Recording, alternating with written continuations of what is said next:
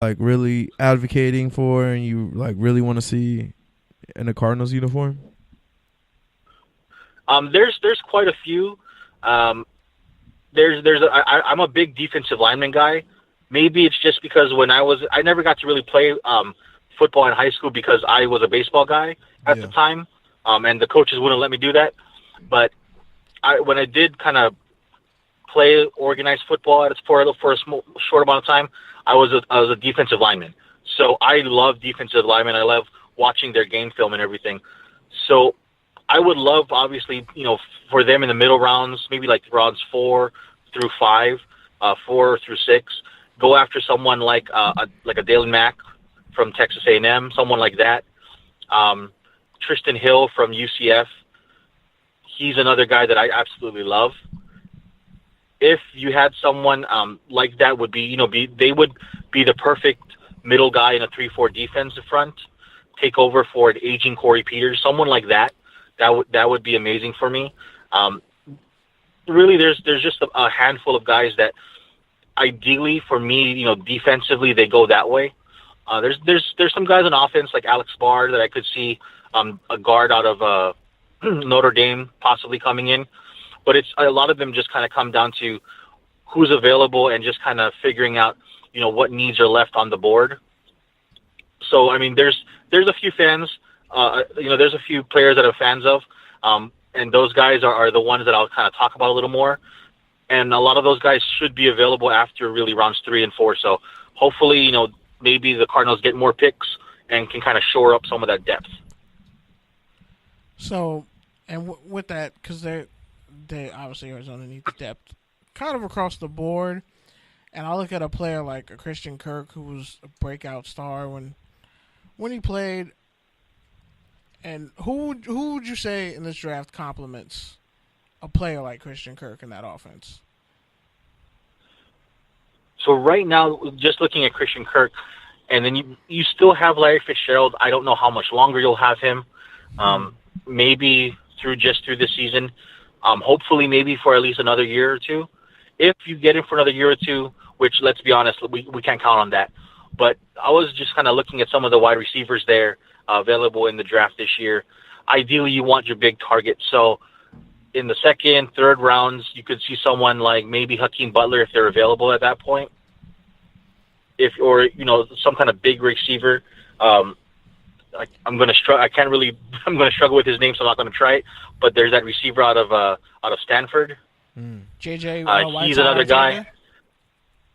Yeah, that's him.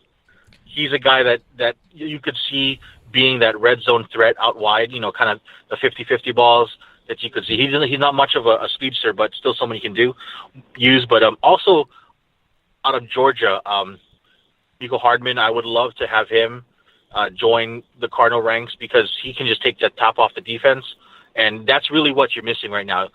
Ideally, if you could get, obviously, I'll be honest, I'm not a huge fan of drafting a wide receiver in the first round, but also the homegrown talent, like someone like N'Keal Harry or something like that, would be amazing to get added to what you already have in Christian Kirk. Yeah, that'd be cool.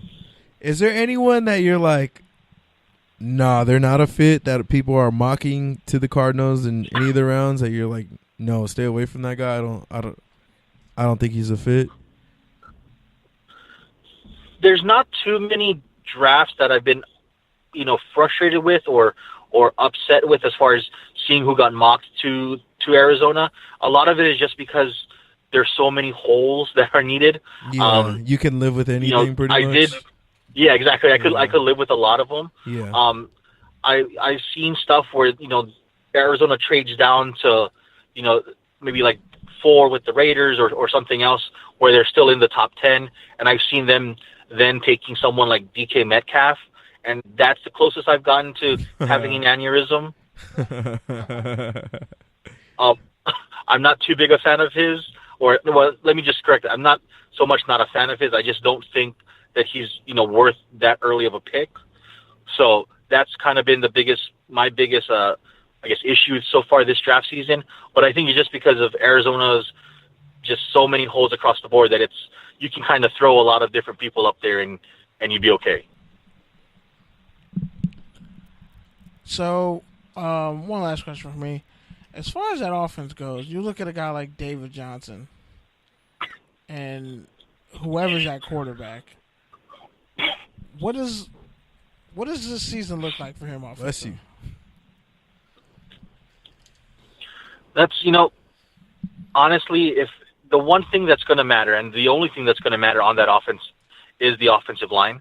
Last year, you lost pretty much every single starter, well, at least whoever was supposedly going to start as of the beginning of preseason. You lost all 5 of those guys at some point during the year, and all 5 of those guys ended up on injured reserve or cut. DJ Humphrey. So maybe Rosen is a curse. That was sounds like UCLA. He had a line at St. John Bosco. But I mean, if you take a guy like Josh Rosen, he still, he showed a lot of moxie. He was, he hung in the pocket, took hits, made throws, tried to make more throws. A lot of his struggles really came from the fact that he hardly had any time to set his feet and get the football out there. The same problem you had with David Johnson. There was just nothing in terms of running room. So if they can just get an average line, even an average line. I wrote about this today when I looked at the Arizona Cardinals schedule this year, and my assumption is that if you can even fix the line to make it just mediocre, that's it.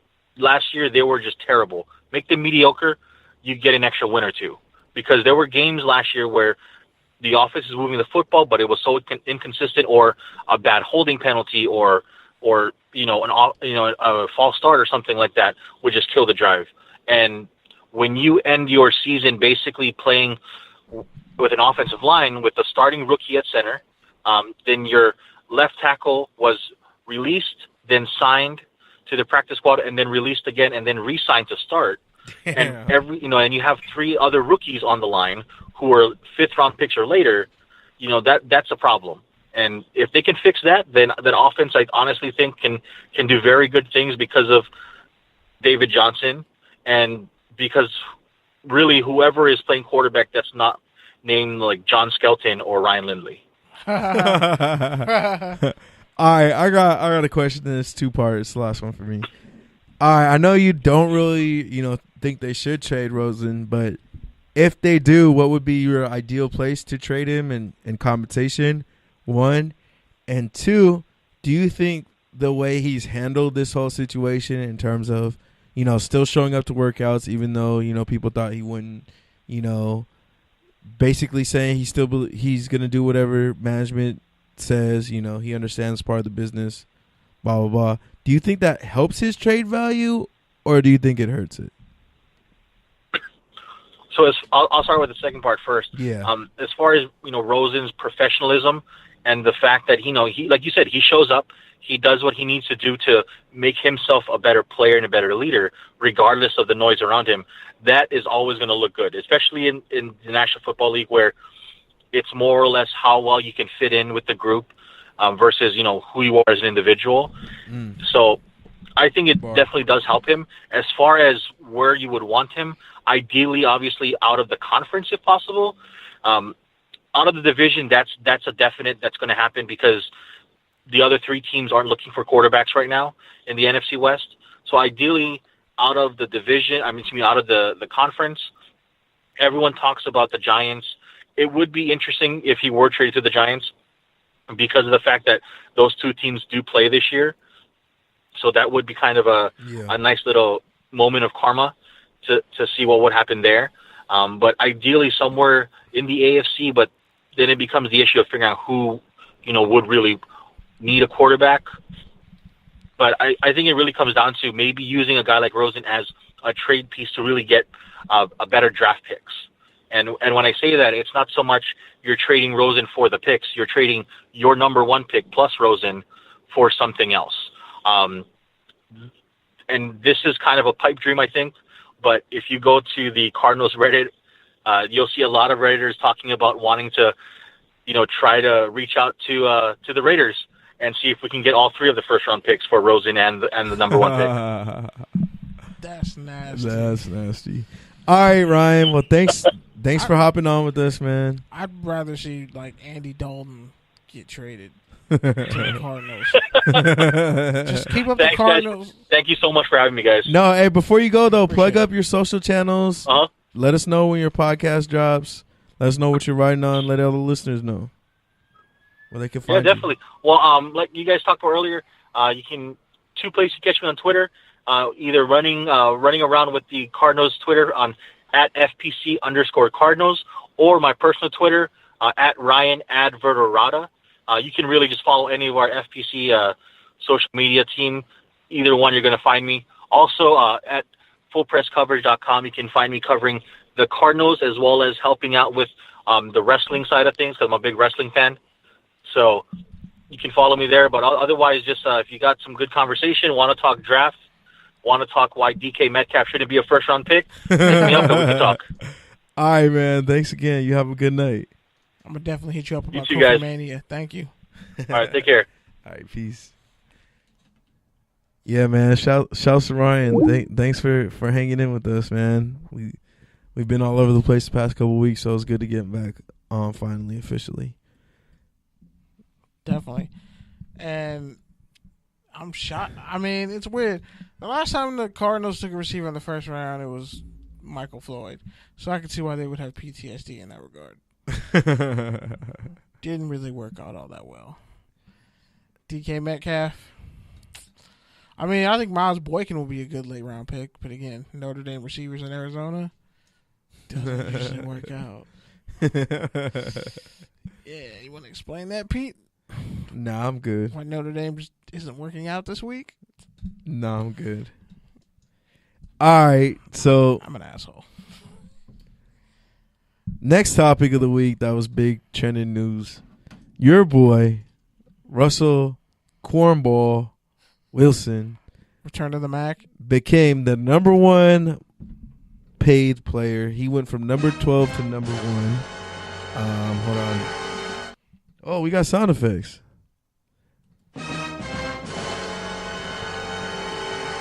Yeah, because someone didn't hit line in earlier. And he can't even say nothing about it. That's why he's just sitting there gleaming. Woo! Yeah, so Russell Wilson, he's making $35 million in 2019. $35 million of his $65 million signing bonus is payable in 2020. Versus Aaron Rodgers, who got all his $57 million last year. But weird flex, Russell Wilson made the announcement that his contract was official with Future's baby mama. Okay, that's very. Which, by the way, that's very misogynistic. She's her own woman. No, she owns I know. her masters. I'm just talking shit because you guys are over here spreading fake news.